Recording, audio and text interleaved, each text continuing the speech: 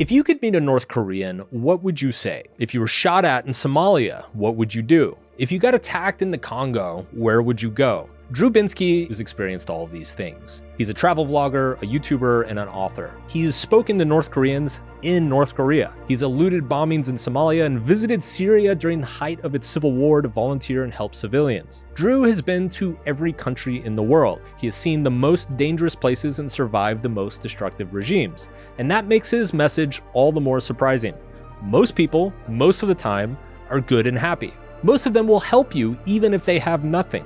According to Drew, human resilience and optimism has no bounds. Even in the worst places on Earth, you will still find a heavy dose of hope. Travel has been one of the most important parts of my personal journey. I've not been to as many countries as Drew has, but I have found no better education on humanity and human nature than visiting as many countries as possible and trying to understand their cultures. It teaches you what you believe to be universal was actually merely your own cultural bias, and the things that you thought were unique about your culture are actually kind of universal. It's one of the most important things that I've ever done for myself, and the education I got is still paying dividends today. And that's why when I had the opportunity to have Drew on the show and hear his stories, I took it. In this episode, you will learn why Drew is drawn to war zones, failed states, and impoverished countries, and what he's learned from all of them. Why you should never ever judge a country or culture based on what you saw on the news, why the most impactful trips are rarely the most fun, and why the most fun trips are rarely the most impactful, what Drew's favorite country in the world is, and which country had the biggest impact on him personally, why the real damage of war cannot be measured in death tolls or economic statistics, and why you never hear about the true repercussions in the headlines, and where the friendliest people are in the world and how they became that way. Drew also shares some of his basic travel tips on how to be more spontaneous, how to connect with locals, what he looks for when he travels, and much, much more. So enjoy this one. It made me a little bit nostalgic to get back on the road myself, but more about that soon. This is Drew Binsky. Let's get into it. Bro, do you even podcast? Like, bro. This is the Subtle Art of Not Giving a Fuck podcast with your host, Mark Manson. Drew Binsky, thanks for coming to the show, man. Pleasure. Nice to meet you. You as well. Yeah. Why don't we start with kind of a broad philosophical question. What is universal in the world that most people assume is not? It's a good question. Everybody has a heartbeat and everyone's blood is red. So that's a lot of people like, aren't people different? Aren't you scared to go places? I'm like, everyone is generally friendly. So wherever you go in the world, people are going to look out for you. And that you hear about terrorism and you hear about things that bad people, but in general, like people are dying to meet you. They just don't get the chance to meet you. So that's kind of what I've realized from even like African tribes where you really don't have that much in common on the outside, but on the inside, they got to find food. They got to find a way to make money. They got to sleep somewhere. They got to send their kids to school. So that's kind of the main overarching thing that I've learned. It's like basic human needs and desires. You don't necessarily realize that until you go to like South Sudan and you're sleeping with a tribe and you're just like, whoa. And like, the little kids are playing around and they're punching each other. And it's like, yeah, it's the same thing that you do when you were a kid. Yeah. And it's really rewarding to see that. What would you say, especially going to these places where you're obviously a foreigner, what percentage is the response immediately warm versus maybe tepid or skeptical or antagonistic? 99% warm. Wow. Yeah. Wow. And the American thing, I don't really hide being American. Maybe in some countries at certain times, I would avoid it. Like if I went to Russia right now, I don't know, I might say I'm Canadian just to avoid, extra questions. But like Iran's a great example. They love America. Yeah. Absolutely love. And you would think that they don't like America or maybe the government, whatever, but I'm applying for my visa to go back for a third time. I really like it there. Yeah. And they're super cool and they all have an uncle. I mean, we're in LA right now. I mean, there's a million Persians in Iran. It's the biggest Iranian influence outside of the country. But like, that's a great example of this wrong misconception. Yeah. People just love America and ask you questions about it. They grow up on TV and music. To answer your question, 99% of people would positively, yeah. I actually ran into that in Russia as well. I mean, it's a little bit more polarized there, but I remember everybody, when I was in Russia, every Russian that I met was like so thrilled that I was American. And finally I asked a couple of them, I was like our governments hate each other. We just went through like 70 years of a Cold War, and they were like, it's like brothers. You beat each other up, but it's because you love each other. And I was like, okay. Yeah. Sure. Yeah, it's like that though. I mean, that's not just Russia, it's other places too. Yeah. You know? Like here domestically, you know, the vast majority of us are not satisfied with our own government. We don't necessarily agree with all the things that our government does or stands for or says to other countries or other cultures. And so I think we forget that most people in the world are the same. Like they don't really agree with their government either. Right. They don't like all the things that their government's doing either. Yeah. And when you turn on the news, you're only getting the negative stuff. Yeah. Because that's how they get interest from people and that's how they make money. That's the headlines are always negative. Yeah. I would say the one place that I went where I told them I was American that they were a little bit standoffish was North Korea. Yeah. I can speak a bit of Korean, so I was able to kind of like talk to them. But it wasn't that they were like scared of Americans, but all they know about America is, you know, propaganda stuff and so they were just kind of like really shocked when I said I was American. But then I talked to them and one guy invited me to play tennis. So it's just like, they're just people. How did that come about, the North Korea thing? I went on a guided tour in 2017, flew into Beijing and then did a mandatory briefing and then spent 3 days in Pyongyang. And I'm one of the last Americans until now to step foot in the country because when I came back, if you can remember Otto Warmbier, I was in North Korea when he was in labor camps and I knew that was going on. Wow. And then as soon as I left North Korea, I was living in Bangkok. So I went back to Bangkok and Otto went home to Ohio and passed away. And then that was the moment that President Trump banned Americans. I don't know if he did, but Americans became banned to visit North Korea until now. So I think I'm one of the last dozen or so Americans to step foot in North Korea. Were you aware of that before you went in? I knew I couldn't like break the rules. Well, yeah. Didn't that worry you? Like, where did you attend a mandatory briefing in Beijing, and it's basically like the do's and don'ts, which is mostly don'ts. Yeah. And I just followed the rules, and I went. Yeah. Yeah. It was really interesting. Yeah. What stood out about it? It's dark and depressing and really isolated, and a lot of the buildings, like you would imagine, are empty. There's like really tall hotels. There's like 100-story pyramid hotel in Pyongyang. If you've seen a picture of the skyline, you've seen it. Yeah. And it's empty. It's weird. Wow. And the coolest part was I did a 10K in the marathon, Pyongyang marathon. Okay. So it was like half foreigners and half North Koreans. I can't run a full marathon, but I just did that as an opportunity to like mingle with the people on the side, shaking hands, like talking a bit. Yeah. So that was kind of cool. Did the people seem anxious or nervous to talk to you? Yes. Yeah. Because I said like "Migu saramimida," which means I'm American, and that's the first how I opened up to them, and then they were just like really shocked to hear that. But then I just told them I lived in South Korea. They actually don't hate South Korea. Before 1953, Korea was one country. Yeah. And a lot of people don't know this, but in the first few years after the Korean War, North Korea was thriving and South Korea wasn't, and then it switched in the 70s. So that's pretty recent. Like my grandfather was in the Korean War. They still have the same last names, like Kim, Park, Chan. Like it's very similar. Yeah, and it's you hear stories too of there's like siblings and cousins who were separated 60 years ago, right? And you know haven't reunited or reunited at DMZ or right. But culturally though, like they're very similar. Yeah, the way they speak and I mean the language has evolved a bit, but like kimchi and like the way they bow and the way they have respect for the elders and like. That stuff's all the same. Mm-hmm. I could talk about Korea a lot, but I'm sure we got a lot. I'm sure we got a lot of stuff to go to. I got a question for you around. You mentioned that you followed the rules. You learned the rules and you went and you followed the rules. And I think a lot of people are, hesitant to go places because of safety issues and stuff like that. Obviously, you've put yourself in some very dangerous situations, but it seems like you've really done your homework before. And I think that's kind of one of the antidotes to not being or putting yourself in dangerous situations is having that knowledge before and just. Following the rules. What kind of preparation do you do when you go into some of these places? My answer might not be what you're expecting. I actually am pretty spontaneous and I kind of go with the flow. But that being said, I know I get in touch with the right local person. Usually it's one person who's either a licensed tour guide or someone who's very familiar with traveling around the country and understands my mission, which is to document and tell stories. And I kind of put my trust into them and they, show me a good time. And this has worked in mainland Yemen, 8-day road trip with one Yemeni guy. Afghanistan, I spent a month in Afghanistan in 2 different trips, Iran, Somalia, Pakistan, Congo. I don't go in completely alone. I go in, I travel solo to these places, like on the plane, I fly solo. And then at the airport, I'll meet up with a local person. And then I trust, I've done my research due diligence with them through Zoom calls and asking questions and making sure they know the plan. And from then, I'm just with them, and then trust that I'll be safe. And to this day, I've never been mugged, kidnapped, robbed in every country. Right. So I think that says something. How much does understanding the culture or the history or the politics play a role in just kind of understanding those do's and don'ts?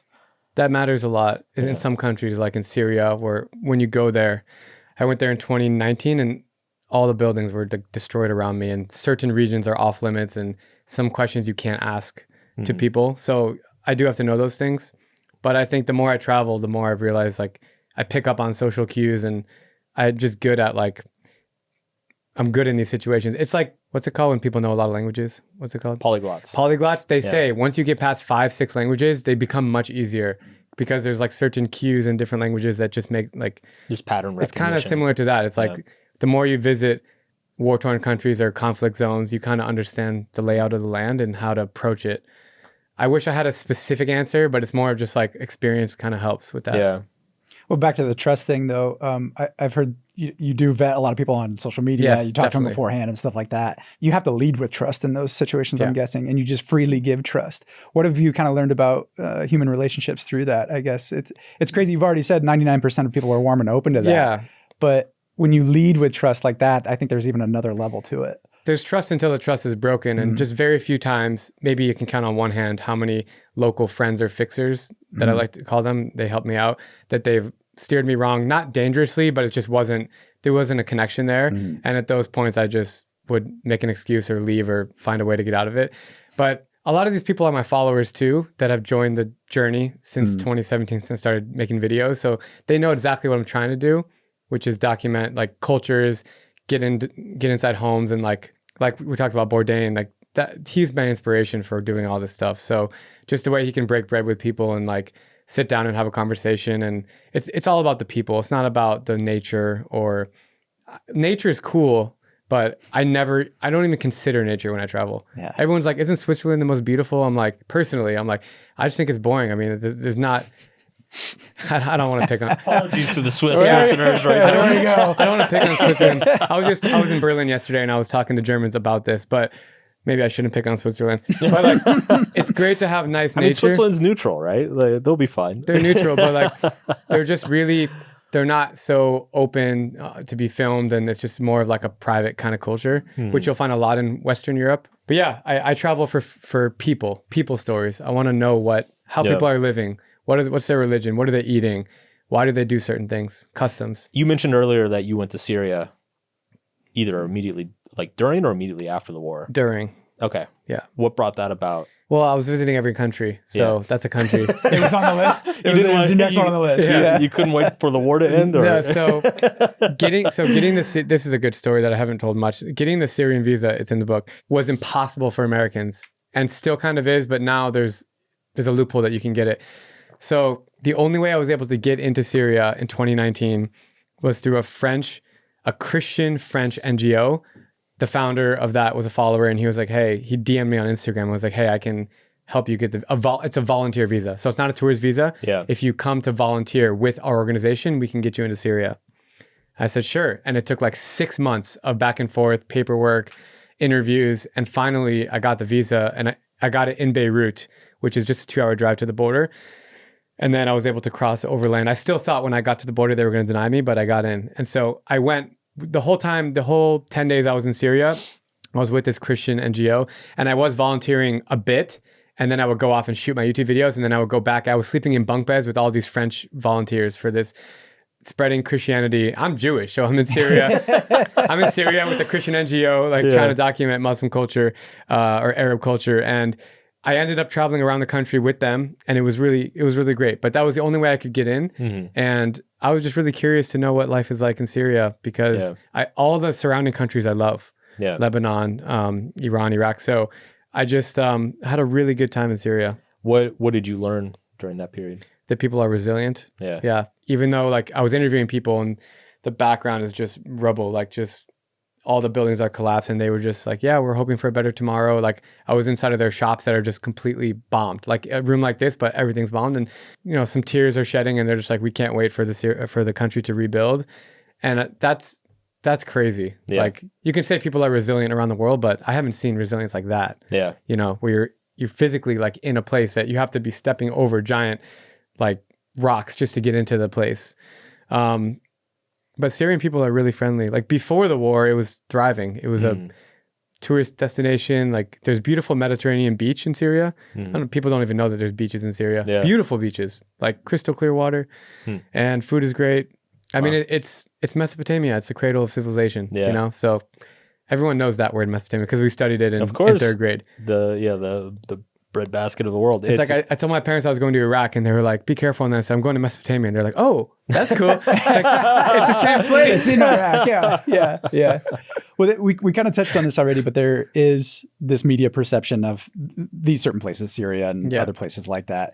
What are some of the biggest gaps you've seen between the media portrayal and like your boots on the ground assessment of it? Because like for me, I have a lot of deeply held beliefs about people and places I've never met, never been to. Recently, that's kind of been eating at me a little bit. And I was wondering if you could give some perspective on, okay, this is like, is there some horrible place we all think is a horrible place that isn't? Syria might be one of them. What have you learned about that sort of thing, the media disconnect from reality? Afghanistan's a good example. But in general, to answer your question, the media usually has an agenda where they're talking about negative things. Very rarely you'll turn on CNN or whatever media and they're like sharing a positive story about a slice of culture in the Middle East. Afghanistan, I've been twice. The most recent time was right before Taliban takeover. But I've had many friends go to Afghanistan since Taliban takeover, and they told me it's very safe. The Taliban are trying to push tourism for what it's worth. I'm not saying I support Taliban, but that's an example. I met a lot of Taliban, and that's an example of a country that is pretty safe, I would say, as a tourist. Like they look out for you. They're really hospitable people in Afghanistan. They will like break their knees for you to sleep in their house and offer you tea and stuff. And it's a beautiful, beautiful country. So that's one place I think that I don't think anyone's ever heard a positive story about Afghanistan. I was just gonna say, there's still a reaction in me where I'm like, no, that's bullshit. Right? Like but I mean, I believe you, but there's still like this visceral reaction. I've made 14 videos in that country and I hope to go back, but almost all of them have been positive, just about different places and cultures. And it's just like, I met the last Jew in Afghanistan. He left now, but there was one Jewish person left and he runs the synagogue in Kabul. And that was like one of my favorite stories I've ever told. He ran a synagogue in Kabul? There's a synagogue in Kabul. With one Jew in the whole country? Yes, and he keeps Orthodox, yeah. So he was the only one who would go to the synagogue? Yeah, so the rabbi that he communicates with is in Tashkent, Uzbekistan, the next country over. Okay. And he keeps all kosher and all the holidays and stuff. But he now left the country, so there's now 0 Jews left in Afghanistan. But that was one of my favorite stories I told. But there's so many little corners of that country there's 35 million people there. Like that's a lot of people. That's almost California has 50 million. Yeah. So 80% of the population of California, that's Afghanistan.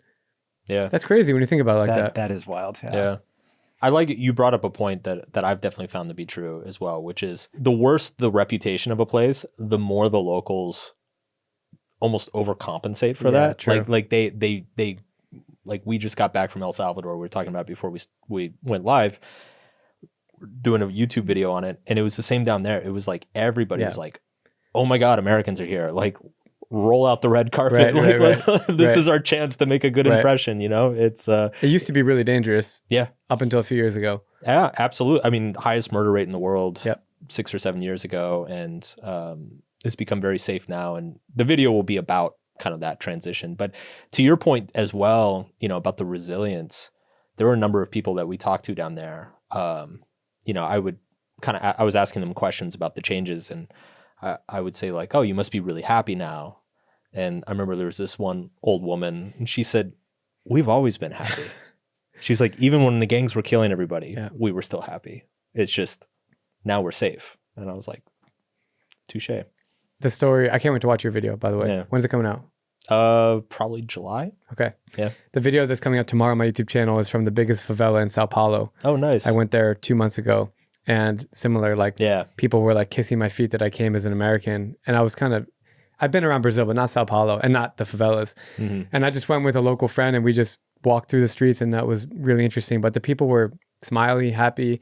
Like the police are too scared to go to this place because they will get shot at. Yeah. And so gangs and drug lords run this place. Yeah. It's called Parasopolis. And, but I found people to be really fun. And they kept telling me, they're like, they're like, everyone around you right now is like involved in crime and stuff, like kidnappings outside of the favela. Inside the favela, what's going on, guys? How you doing? Really friendly, like looking after. They don't want to commit crime in their own place because everyone knows each other. I thought that was really interesting. It's like a bubble of safety in this place, but these guys are all criminals outside the favela. But I was talking to them like face to face, like this, asking them questions about it, and they're open about it. It was crazy. Yeah, the favelas in Brazil. I'm gonna ask my wife about that. She's from Sao Paulo. Oh, okay. And I lived down there for a couple of years. Oh, you did? Nice. Do you know Paraisópolis? I've heard of it. I've never been. Yeah. But I've been to a couple of favelas in Rio. Yeah. And it's a wild dynamic. Yeah, it's crazy, kind of man. there's almost, especially during Carnival, like there's all these parties up in the favelas, and it's almost like it's kind of like when an armistice is called. You know, you hear stories like World War I where the French and German soldiers played soccer on Christmas. It feels like Carnival is that in the favelas. It's like, okay, we're all no crime for a week. We're all just gonna hang out and have parties together, and then we'll get back to robbing you next week. Yeah, that's kind of what it's like though. Yeah, they're really kind-hearted people in Brazil in general. Yeah. Oh yeah, super warm. Yeah. So I agree with what you just said. The world is a funny place, man. It's like Where else have you lived, by the way? So I was nomadic for 7 years. Cool. So I spent about 1.5 years in Southeast Asia, mostly in Thailand, but also Vietnam, and lived in Brazil for 2 years. Spent 4 years in South America, primarily Brazil, which is where my wife's from, but also Colombia and Argentina, and then a little bit in Europe, here and there. Nice. You know, Russia, UK, Germany for a little while. Cool. It was amazing. I mean, it's like one of the best things I ever did. Is live abroad and just travel and explore. I was nomadic for about 7-8 years in Asia. Yeah. It's great. Any young person, it is one of the, I mean, anybody, but like, especially if you're young, because it's easier when you're young. You know, it's the best thing you can do. It's the best thing you can do. It is. It's the best education. Yep. Like it's to this day, it's still paying dividends. It's interesting. I've had this conversation with my publishers. My books have been, I think, #1 in like 13 or 14 different countries. And I've talked to agents and publishers, and they're like, this is crazy. Like the international appeal. They're like, usually it's just the English market and maybe 1 or 2 other languages, or maybe it's, here, like there'll be like one random market like Japan, it takes off. But I really attribute that to the amount of time I spent abroad, because these questions of like, what is universal that most people don't realize is universal, and then like what is actually particular to American culture that most Americans don't realize is particular. Like that, I think in a nutshell, that has informed a lot of my career success. It makes sense though. Like I grew up sheltered in America, like probably all of us did. Mm-hmm. I went to University of Wisconsin. I was in a fraternity. I was living in a frat house, and I loved that life, but I didn't know I thought that was just normal. It was normal. It was normal. Sure. But then in Wisconsin, it was great. But then I studied abroad in Prague, and then I taught English in Korea for 2 years, and then it just totally shaped my world, like what we're talking about. And then when I come back home, things are pretty much the same here, but what's in your head is different. Right. And I just think that people should travel more. It just makes you more wise, well-rounded, respectful, and understanding of how people live. Yes. Which is really important. And I would say it is clarified. I feel like I have a much clearer and better relationship with the United States. Same. For living abroad. Because you come back and now I feel like I actually know like what's good in the US and what's not good in the US. Right. Whereas, I think it's easy to get caught up in all the political narratives and news media narratives and stuff, and a lot of that stuff is just like way off base. I agree completely. Completely. And the US is great, by the way. It is. It's huge. Yes. It's massive. It's almost bigger than Europe, I think. If you include Alaska in size, it's bigger than Europe. 50 states, 64 national parks, which are all beautiful. There's a lot going on here. I know we're like a world power and we have a lot of influence on the world, but if you forget about that and just think about as a destination to travel, you can get in a car and just freely drive anywhere, and it's pretty great. Well, that's what I always say too. But people are like, "Why don't Americans travel?" I'm like, first of all, that's the main reason why, because we can travel anywhere within America. Right. But like Arizona, Utah, Colorado, California, if you drive in those states, it's some of the best in the world. Yeah. It's probably the best road trip in the world. Yeah. That circle. I live in Colorado. I would agree with that. Yeah. It's so great. I love Colorado. And we do take that for granted because we just, It wasn't until I moved to the US with my wife and she was like, I want to do road trips. And I was like, really? Like, Yeah. you know, as someone who grew up in America, I was like, really, a road trip? And then we did a road trip through the Western US. It was fantastic. Unbelievable. Unbelievable. It's so good. It's gorgeous. It's absolutely and gorgeous. I always tell people to just road trip the West. Yeah. Yeah. Yeah. Speaking of which, what would you say, what trip was the most transformative for you? India. So after I left Korea, I lived in Korea for 2 years teaching English. I was 24, single, and I had a goal to visit every country in the world. I was at about 50 at that time. And I said, India, I haven't been to India yet. 3 months solo backpacking, flew to India, and started in Goa. Have you been to India? Yep. Okay, started in Goa in the south, kind of south, and then I basically took buses and trains all the way up through Rajasthan. So I did like all the western and northwest, not all. India's. I've been 7 times, and there's so many places to go. But yeah, a lot of the central and western India and northwestern India, and I just learned a lot about myself. You know, I was on a shoestring budget. I wasn't making much money. I think I was spending $1,000 a month, including accommodations and food, which is pretty decent, I think, for India. Like you can get a lot of things for a little bit of money. Little, yeah. And I just think my true colors came out, and I was by myself. And I wasn't making YouTube videos at this time. I was blogging. I used to have a travel website. It was called thehungrypartier.com. And I basically about food and nightlife around the world. So I was like partying in India. I went to a Switchfoot concert. Do you know that band? Oh, I know Switchfoot. Yeah. Switchfoot in Mumbai at the Hard Rock, Mumbai. Yeah. I don't think I've ever told that to anyone until right now. This just never came up. I went to a Switchfoot concert, met a lot of cool people. And unfortunately, I got in a bus crash in India and 2 people died on the bus. It was towards the end of my trip.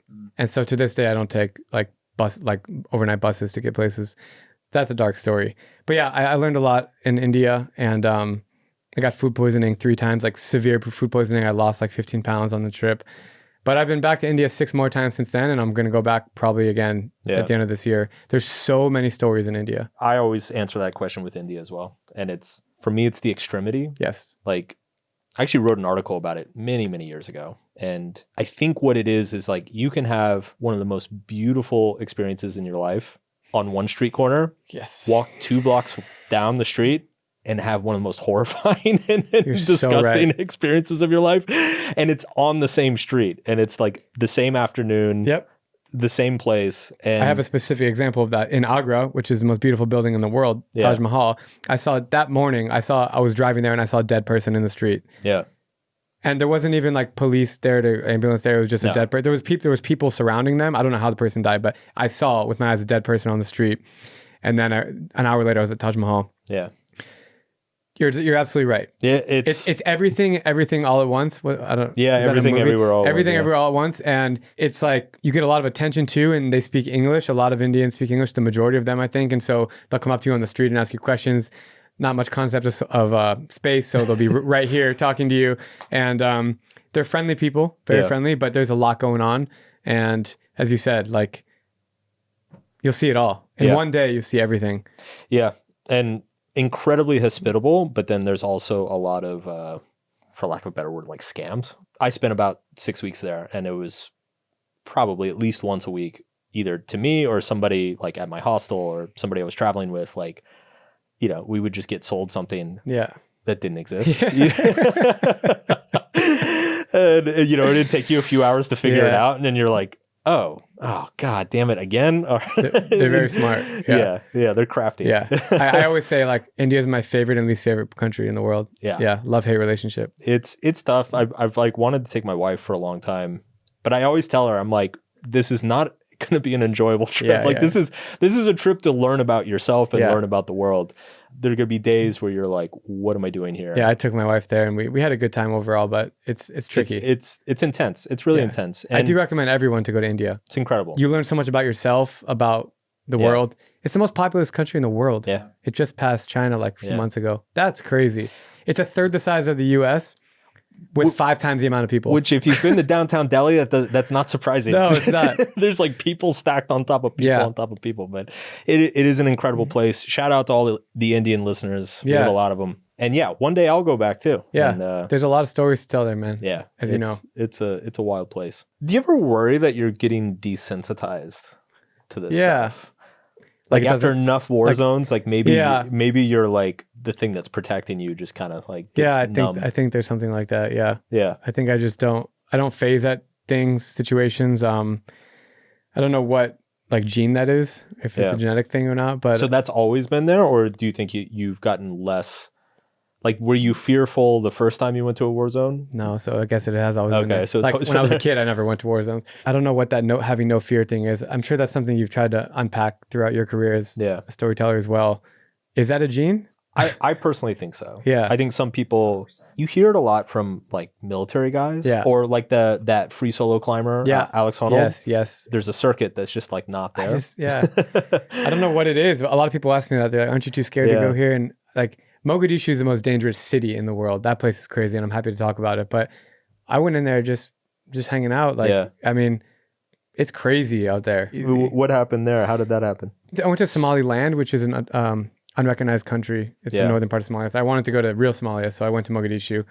And just to leave the airport, like the hotel picked me up, but they had a convoy of like a pickup truck in front, a pickup truck behind, all bulletproof blackout windows. And there were 4 guys in bulletproof vests and big automatic weapons on each like the bed of the truck. They were on each corner. So there were 8 guys. Mhm. And then us in a Jeep, blacked out windows. And then every time we'd have to get out of the car for the 3 days I was there, anytime I would get out, all the 8 guys would scope around, look over every fence, like, and then they would be like, okay, he can come. And I had like 10 minutes to go anywhere, and then I have to go back in the car. That's how dangerous it is. Wow.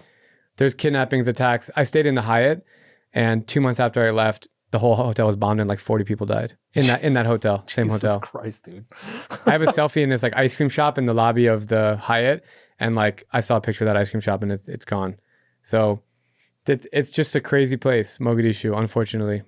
Do you worry that like, I I'm mean, gonna because a certain amount of that's just luck, right? Like Yeah.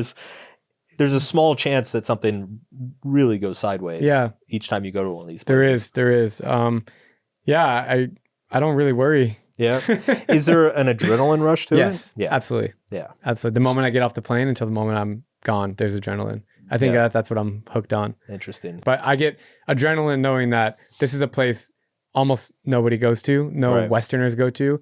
And the fact that I can document it and post a video that will probably get millions of views is really special, that I can be a messenger for that part of the world. Right. I'm sure you feel that too. Yeah, but dude, I'm not going to Mogadishu.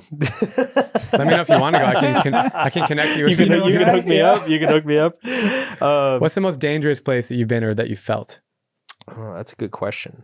I got really drunk and fucked up one night and went to the wrong part of Cartagena.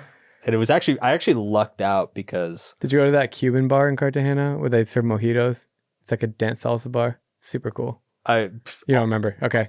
all I know is I went to the wrong spot, and it was funny because I lucked out because there was a Colombian guy there who had studied in the U.S. Okay, cool. And so when my friend and I got out of the taxi, this guy immediately walked up to us, and he was like, "What are you doing here? Are you guys American? What are you doing here?" And I was like, "Yeah." And he's like, "You can't be here. Oh, God. You have to go." And I was like, "No, man. Like, it's cool. I speak Spanish." I was drunk as fuck, and I was like, "It's cool. I speak Spanish." And he's like, No. You You have to go. don't understand. Like, this part of town, you cannot be here at night." Wow. And It was like 2 a.m. or something. yeah, it was 2 a.m, something like that. He put us back in a taxi, sent us back to the old town, which is the tourist part. Yep.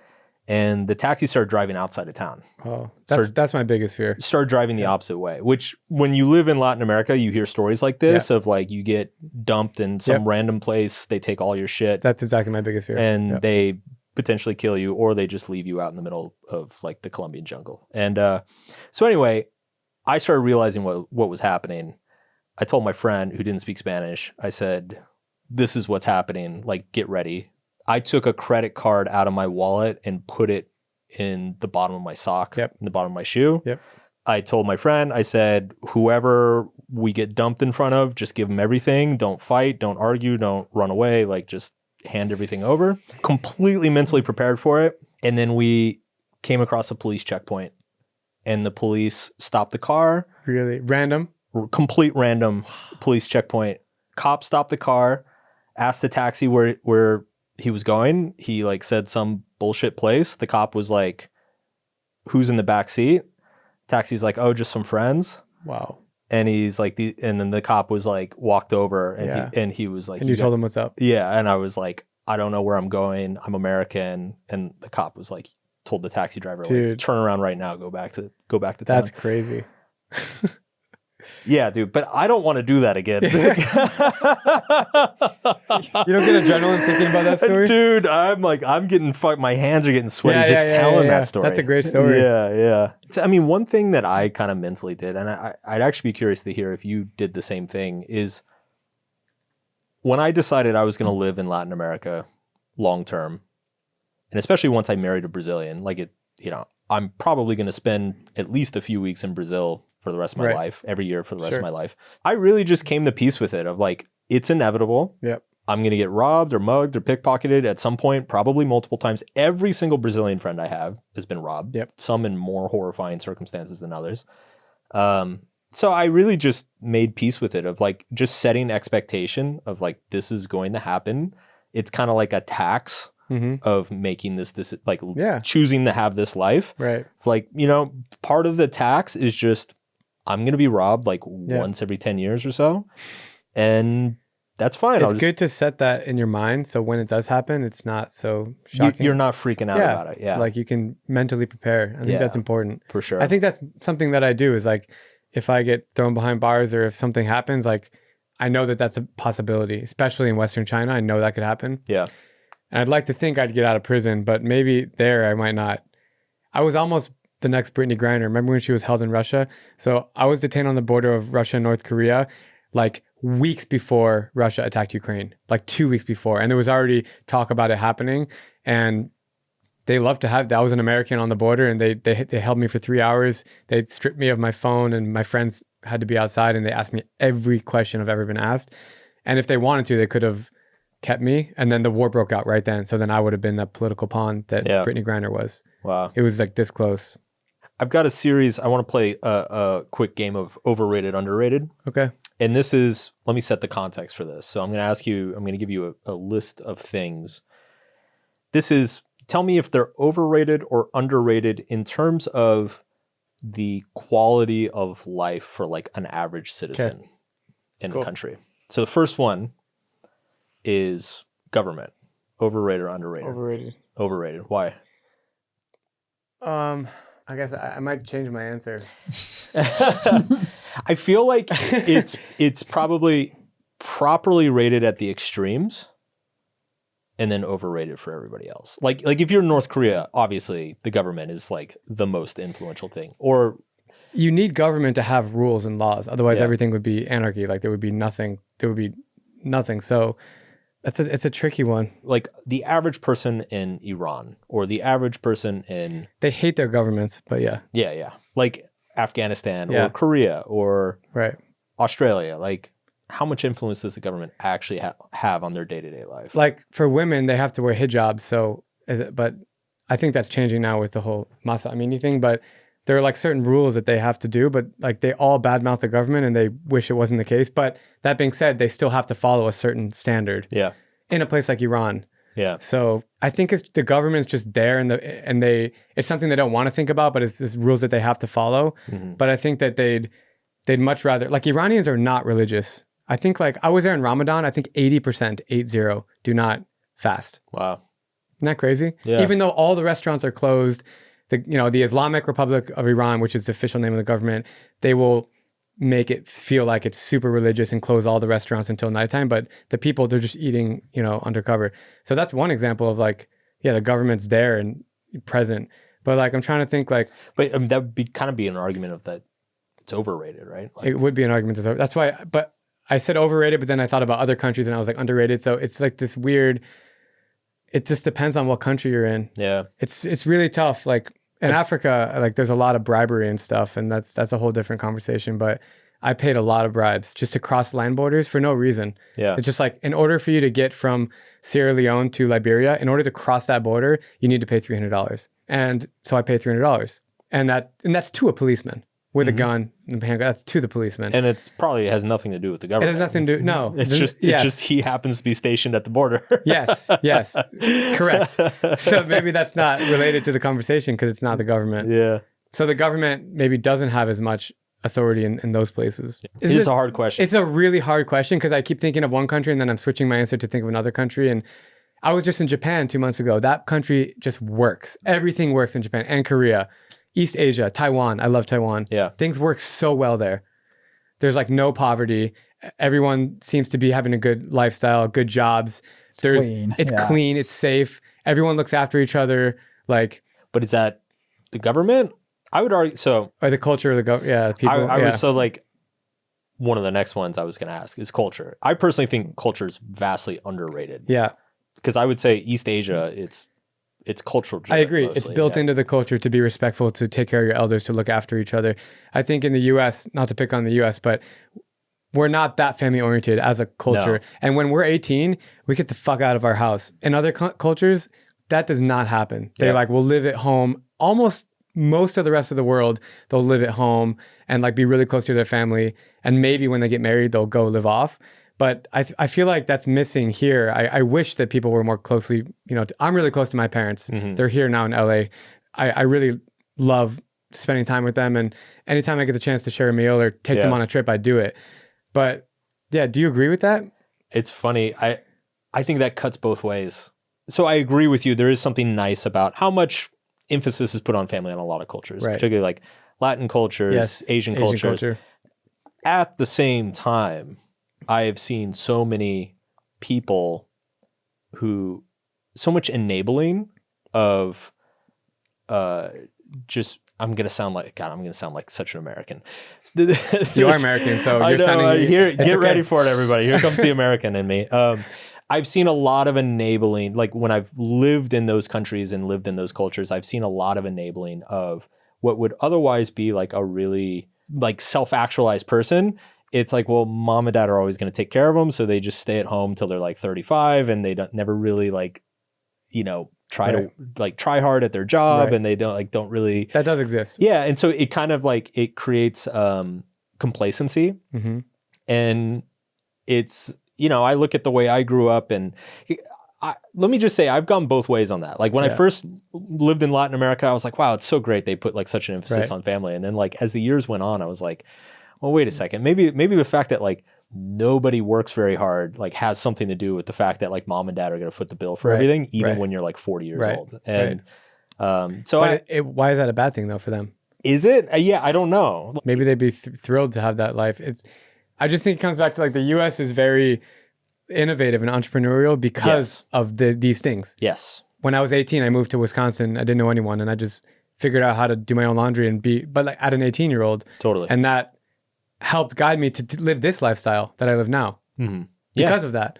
Absolutely. So I agree. I mean, it's you get very much into kind of this like subjective, what is a good value and what's a bad value. And everything's just a trade-off. And when you look at say loneliness data or mental health data, these countries that have like really strong emphasis on family, their data is not nearly as bad as ours is. Part of our mental health crisis is that we are so atomized and independent and alone and isolated from each other all the time. We're overworked, overstressed. And that's not a good thing. That's not a good thing. So it's a trade-off. Like it's like pick your poison. Whereas, some of these other countries, like there's a lot of people live in abusive dynamics. There's like fucked up family dynamics. There's all sorts of stuff that happens. So I don't know. Like it's really complicated. It's not like there's an answer like this is better, this is not better. It's just cool to analyze it from a global perspective. And think about these things. Yes. Well, Mark, you have this idea that the best thing about a place is usually also the worst thing about a place too. I think you would agree with that too, Drew. This is my pet theory is that the best thing about a country is also usually the worst thing. So like the best thing about the US is if you want to work hard and make money, you can do it here. Right. It's the best place to do it. The worst thing about the US is everything revolves around working hard and making money. Right. That's true. Best thing about Brazil is it's the people are just fun loving, best parties, beaches, barbecues, everything. Worst thing about Brazil is everybody just wants to party. Go to the beach, have a barbecue. Interesting. That's a good point. I never thought about it like that. But you can kind of run through it with everything, whether it's Japan or China or India. Like, I think what it is that it tends to be the most extreme traits about a culture tend to define both its advantages and disadvantages. Sure. That's interesting, man. Yeah. What about war? Yeah, war hit me some daggers here. That's it. I mean, it's underrated if you live in the country that the war is happening in. Yeah. Like if you live in Ukraine, I mean, I'm trying to go back to Ukraine this summer if I can, but if you live in a country that war, like even in the US, we don't have war on the ground in the US. Yeah. That's a big deal. If you live in Ukraine, you are worried that your buildings are going to be destroyed right now. But in the US, we never have to worry. And 9/11 happened. But since then, I don't know, you can fact check me, but it's not like there's big attacks happening in the US often. Yeah. There's shootings. That's something different. But talking about war, I think it's underrated for people living in those countries because they really, really have to worry about things happening. I'm interested in maybe like the dynamics of that, of like physical danger just versus like psychological stress. Because one thing that I've heard, I've never been to a war zone, but one thing that I've heard is that the majority of a war zone, nothing's actually happening. Like the majority of Ukraine, there's no bombs dropping. Sure. Ukraine's huge. But the anxiety that people live with every single day of like, I've got to go to Kyiv to like go see my cousin. Like that becomes a terrifying thing. That's why I said underrated for those people, because it's always a looming threat in your head and you can't not think about it all day long. I know that from just going to war zones and talking to people. Mm-hmm. So there's not that many war zones, active war zones in the world right now. So that's a good thing. I think overall, as a global culture world, historically speaking, I think wars are at a low point, which is a great thing. Mm-hmm. But yeah, it's tricky. If you don't live in a place that there's like in Canada, sometimes I say I'm Canadian just to be funny, but like no one has any beef with Canada. You can't have beef with Canada. What are you going to hate Canada for? I think a lot of places in the world are living just normal lives and they're not thinking about war happening, which is good. But for people that are living in war zones, it's really tricky and I feel really bad for them.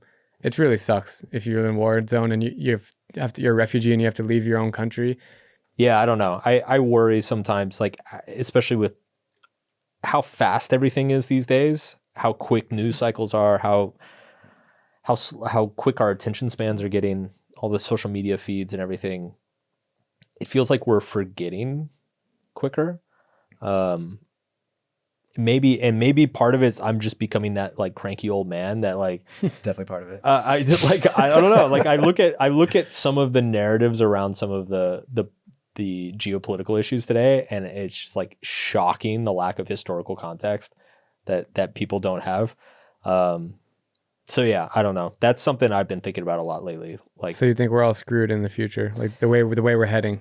So media evolves, right? Like from books and newspapers to TV and radio and now to the internet and social media, right? And again, there are trade-offs with each, and I think what concerns me is that social media it's extremely good. Like our current media environment, I think we have access to more information than ever before. So you are able to know a tiny bit about more topics than ever before. So I think in our parents' generation, our parents would probably know a decent amount about a few topics and then nothing about everything else. Whereas today, everybody knows a tiny bit about hundreds and hundreds of different topics.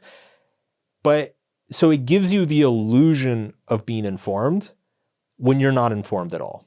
Interesting. And so I think there is more discourse and wider discourse around almost every issue, but the quality of each discourse has gotten much worse. Like, dude, have you ever gone back and watched like a PBS special from like the 80s? It's so smart. It's so fucking smart and nuanced. Like, go watch like an old Charlie Rose program from like 1985 or like see an old Carl Sagan thing. I'm like blown away. It's like college level lectures, delivered on cable TV. And that was the only thing that they had. They weren't able to Google it. They could talk to their friends about it, but that was it. That was it. So it not to say that like, oh my God, we should go back to the 80s. I'm just saying that like we've made this trade-off just based on our media ecosystem. We've made this trade-off, whether we're aware of it or not, of like we've basically traded in a quality of information on a small number of topics for low quality information on every topic imaginable. And I think that has repercussions, especially in our politics. Like, I think we're seeing that repercussion in our politics and the narratives that go on around it. I'll put my soapbox away now. No, that's good. It's interesting to think about these things, really is, because I don't always think about them, but that's very true. You could make the argument though that it's also good to know be aware of what's happening, right, in many different parts of the world. But yeah, it's you don't want people to be completely naive, but then sometimes it's like knowing a tiny bit in some ways is worse than knowing nothing, because if the person who knows a tiny bit doesn't realize they only know a tiny bit, they think they know everything. Yeah. So they think they're informed. Anyway, what's curious to me too is that this dynamic seems to be really affecting a lot of countries and cultures, and then some other countries and cultures seem to be kind of immune to it. Right. But I have no idea why that is. So you hit your goal of visiting every country. You've got a book about it. Yeah.